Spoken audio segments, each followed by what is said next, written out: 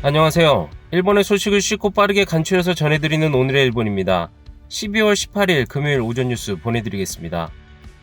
NHK 보도에 따르면 17일 도쿄에서 822명, 카나가와 319명, 사이타마 196명, 치바 148명, 오사카 351명, 아이치 238명, 효고 164명, 홋카이도 139명의 감염이 확인되는 등 총 3,211명이 확진 판정을 받은 것으로 파악되었습니다. 일본 내 감염이 확인된 사람은 19만 935명이며 요코하마항 크루즈선을 포함하면 총 19만 1,647명이 감염된 것으로 파악되었습니다. 한편 오사카에서 12명, 홋카이도에서 6명, 효고, 사이타마, 시즈오카에서 각각 3명 등 총 38명의 사망이 발생하였으며 누적 사망자는 일본 내 감염이 2,793명, 요코하마항 크루즈선을 포함하면 총 2,806명이 되었습니다.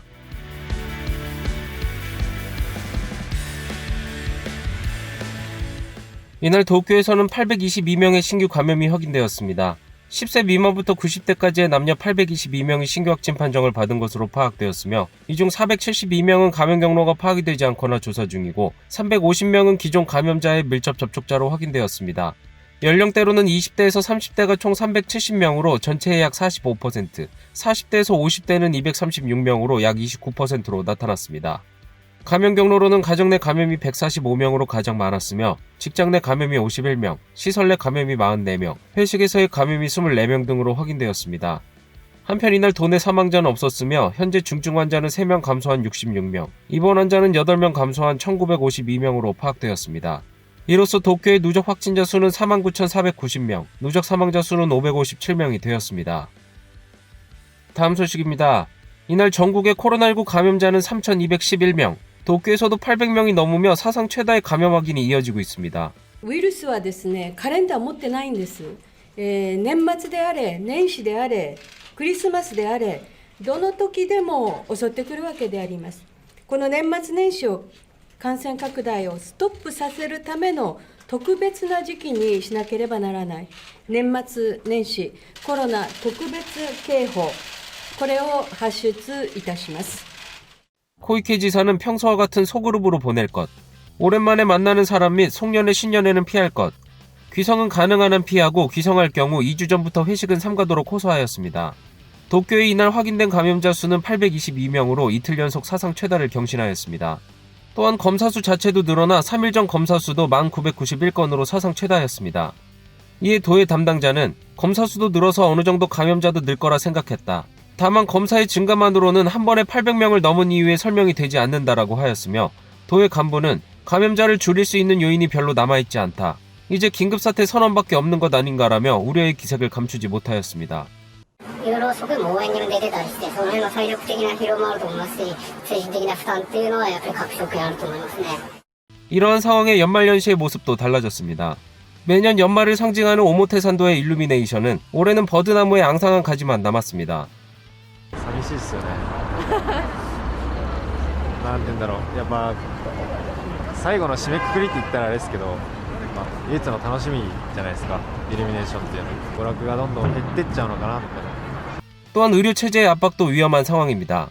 新型コロナウイルス感染症患者のための医療と通常医療との両立が困難な状況となってしまいました。医療提供体制側には余力の部分はもう全部使ったと。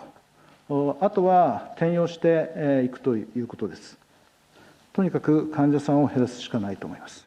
전문가가 참석한 도쿄의 모니터링 회의에서는 의료체제에 대해 가장 높은 경계 수준인 의료체제가 압박받고 있다고 생각된다로 단계를 끌어올렸습니다. 전문가는 감염자 중 약 1%가 중증화하는 현 상황이라면 2주 뒤 12월 31일의 중증 환자 수는 약 104명으로 심각한 의료기능의 부전이 우려된다라고 하였습니다. 이에 도쿄는 現在まで3000床の病床を確保しております。感染が拡大しているということを踏まえまして、計4000の病床を確保していただきますように、都内医療機関にすでに要請をしたところでございます。 그래서 도는 현재 65세 이상의 감염자는 무증상이라도 원칙적으로 입원하였지만 70세 미만의 기초질환이 없는 감염자는 숙박시설에서의 요양을 검토하고 있습니다. モニタリング会議の方で、このペースで進みますと、1日あたりの新規陽性者数は遠からず1000人の大台に乗る可能性がありますよ、このような強い指摘を受けたところでございます。 다음 소식입니다. 이처럼 감염자가 증가하고 있는 가운데 언제 어디에서 감염이 될지 모른다는 불안감에 수요가 늘고 있는 것이 있습니다. 바로 민간검사 키트입니다. 도내 18일 오픈할 드럭스토어에 들어가자마자 눈에 띄게 진열되어 있는 상품은 바로 PCR 검사 키트였습니다. 年末ということなので、お客様が安心して帰省ができるようにこちらのキットの方を販売しております。 가격은 15,000엔. 구입 후 직접 타액을 채취하여 지정된 클리닉으로 보내면 검체 도착 후 24시간 이내에 메일로 결과가 통지됩니다. 陽性反応だった場合もクリニックの方から保健所の方に通知の方が行きますので 또한 검체 채취부터 판정까지 모두 직접 할 수 있는 키트도 있습니다. 이는 비교적 가격이 높은 PCR 검사가 아닌 항체나 항원을 검사하는 키트입니다. 혈액을 채취해 시약과 섞으면 20분 정도 안에 결과 확인이 가능합니다. 가격은 1980엔으로 5회 검사분 이상부터 구입이 가능합니다. もっと広がりを見せて日本の皆さんがですね、自身でそういった気軽に検査できる文化が根付けばですね、もっともっと例えばワンコインだとか安くしていけるとは思います。 하지만 민간검사의 확대에 우려되는 부분도 있습니다. 바로 검사 결과가 양성 판정이 나왔을 때의 경우입니다. 이에 후생노동성은 민간검사에서 양성 판정이 나왔을 경우 의료기관에서 검사를 받도록 호소하고 있습니다. 다음 소식입니다. 이날 국회에서는 스가 총리의 2차 회식이 문제시되었습니다. 先日の菅総理の元スポーツ選手とかタレントなどの会食についてはどのように考えているか、人数が多い、そして平均年齢も高いということ、これは私は問題だと思っています。 감염 대책을 진두지휘하는 수장이 8명이서 회식을 하였습니다. 国民の誤解を招くという意味においては真摯に反省をいたしております。 반성을 언급한 스가 총리. 반성을 언급한 후 바로 달려간 곳은 現在7時30分、先ほど真摯に反省していると言った菅総理が会合を終えてホテルから出てきました。現在21時過ぎです。本日総理2度目の会食を終えお店から出てきました。 이날 스가 총리는 2건의 회식에 참석하였습니다. 懲りずにですね、昨晩も3人との会食の後、4人と会食をしています。4人以下であればはしごはしてもいいのかと、はしご会食はしてもいいのかと。分科会からの提言でもありましたけど、なるべく5人以下にしてほしいということと、はしご酒とか深酒とかということは感染のリスクが高まるので、これはなるべく控えてほしい。 정부 분과회의 오미 회장은 지금까지 발생한 클러스터를 근거로 회식 인원은 5명 이하, 2, 3차는 피하는 것이 적절하다고 호소해왔습니다. 스가 총리의 회식에 대해서는 여당에서도 비판의 목소리가 들려오고 있습니다.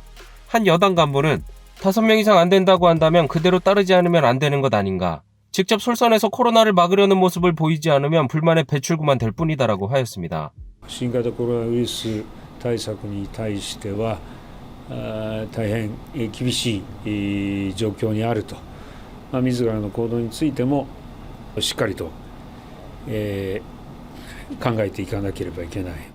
이러한 끊이지 않는 비판의 목소리에 스가 총리는 이날 후 회식을 하지 않고 오후 8시에 의원 기숙사로 돌아갔습니다. 다음 소식입니다. 아베 전 총리의 스캔들 중 하나인 벚꽃을 보는 모임 전야제에 대해 자민당은 검찰 수사 결과를 지켜본 뒤 이르면 연내에 아베 전 총리 본인이 국회에서 경위 등을 설명할 기회를 가지는 방향으로 조정 중에 있습니다. 야당 측은 벚꽃을 보는 모임 전야제에 대해 아베 전 총리의 과거 국회 답변이 허위였다며 본인이 직접 설명을 해야 한다는 이유로 국회 출석을 요구하고 있습니다. 이에 대해 여당 측은 그동안 검찰 당국에서 발표가 없었고 사실관계가 드러나지 않아 응할 수 없다는 입장이었으나 과거의 답변과의 정합성을 밝히기 위해 검찰 당국의 조사 결과가 나오는 단계에 아베 씨의 의향도 확인한 뒤 국회에서 경위 등을 설명할 기회를 가지는 방향으로 조정 중에 있습니다. 여당 내에서는 코로나19 바이러스 대책이 시급하며 내년에는 중요한 선거도 앞두고 있어 빨리 매듭을 지어야 한다는 의견도 있으며 자민당은 수사의 행방을 지켜보며 이르면 올해 안에 설명의 기회를 가지겠다는 입장을 밝혔습니다. 다음 소식입니다. 일본 중북부 지역에 기록적인 폭설이 쏟아졌습니다. 군마현과 니이가타현을 중심으로 쏟아진 폭설로 인해 17일 오전 기준 24시간 적설량이 1m를 넘어섰습니다. 이는 해당 지역에서 적설량 통계를 낸 이후 최대 적설량입니다. 이러한 폭설 여파로 차량 1000여대가 가로막힌 니이가타현은 자위대의 재파견을 요청하였습니다. 기록적 폭설의 영향으로 니이가타현 내 카니츠 자동차 도로의 경우 상하행선 모두 약 1000대의 차량이, 조시네츠 자동차 도로에서도 무려 200대가 움직이지 못하게 되었습니다. 이들을 관할하는 동일본 고속도로 측은 16일 밤부터 폭설에 갇힌 운전자들에게 비상식량을 배포하였으며 17일 총리간접 위기관리센터에는 폭설대책본부가 설치되었습니다. 눈은 또다시 강해질 전망으로 기상청은 폭설에 대해 계속 경계하도록 호소하고 있습니다. 다음 소식입니다. 일본 정부의 내년도 예산안의 정리를 위해 아소 재무상과 각 부처의 강요의 절충이 이루어졌습니다. 이 중 하기우다 문부과학상은 공립초등학교 한반의 상한을 40명에서 35명으로 줄이는 것으로 합의하였으며 내년부터 5년에 걸쳐 단계적으로 실시하게 됩니다. 타무라 후생노동상은 의약품의 공정가격을 70%로 낮추고 국비로 1,000억엔 정도를 제어하는 외에도 간병보수에 대해서는 내년 4월 개정에서 0.7% 인상을 합의하였습니다. 또 히라이 디지털개혁 담당상은 내년 9월에 창설하는 디지털청에 81억엔을 계상하기로 합의하였습니다. 그 외에도 키시방위성은 퇴역을 앞두고 있는 F2 전투기의 차기 전투기 개발 관련 경비를 576억엔, 히라사와 부흥상은 후쿠시마 원전 주변 이주 촉진을 위한 지원금으로 50억엔 등의 합의가 있었습니다. 한편 정부는 내년 예산안의 일반회계 총액을 106조 6,100억엔 정도로 할 방침인 것으로 알려졌습니다. 이는 고령화에 의한 사회보장비 증가와 함께 코로나19 관련 경비가 포함되었으며 사상 최다로 3년 연속 100조엔을 넘고 있습니다. 내년도 예산안은 이달 21일 가기 결정할 예정입니다. 다음 소식입니다. 일본의 전통 건축을 지키는 신사나 절 등의 건축을 전문으로 하는 목수와 오칠 등 17개의 전통 기술이 유네스코 무형문화유산에 등재가 결정되었습니다. 17일 오후 온라인 형태로 열린 유네스코 무형유산보호 정부간위원회는 니코 토쇼구를 비롯한 일본의 전통적 건조물의 수리와 보존을 담당하는 목수와 오칠, 초가 등 17개의 건축 기술을 무형문화유산에 등재하기로 결정하였습니다.